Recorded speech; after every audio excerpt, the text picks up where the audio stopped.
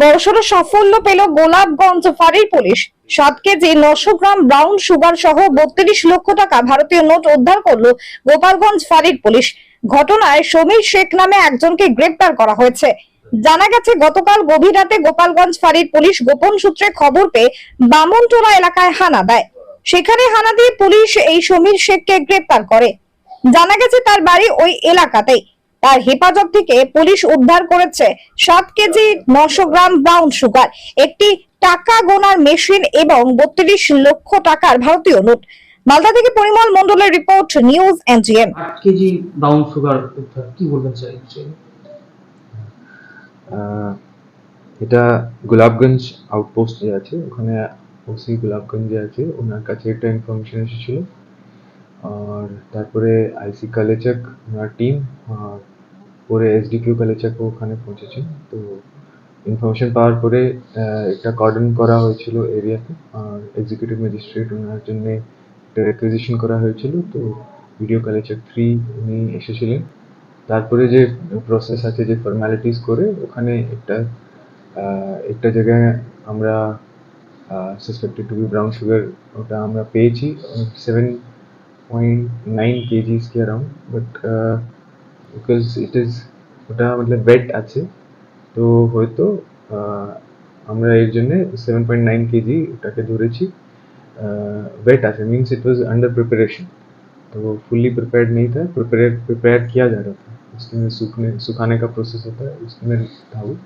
और प्लस उसी के पास में एक बंदे को अरेस्ट किया गया है, जिसके पास से और मतलब उन्हीं के वहाँ पे फिर हमको कुछ कैश भी मिला along with currency counting machine.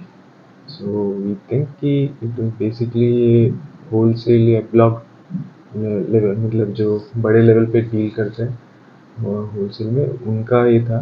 And उसको हमने इंटरोगेट किया है। He is named some 3 persons more, जो कि मतलब वो तो হয়তো ইনভলভ হতে পারে। আমরা কিন্তু আইডেন্টিটি এখনো চেষ্টা চলছে এস্টাবলিশ করার জন্য। আর যে নাম मतलब যে ও রিভিল করেছে, আমরা ওর হিস্ট্রিও চেক করছি আগে থেকে। আমরা পিসি জন্য অ্যাপ্লাই করেছি, ফুল পিসি জন্য।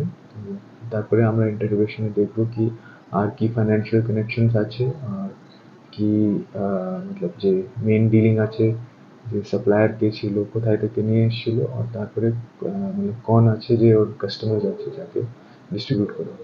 স্যার, কতদিনের পুলিশি হেফাজতের জন্য আবেদন করেছেন?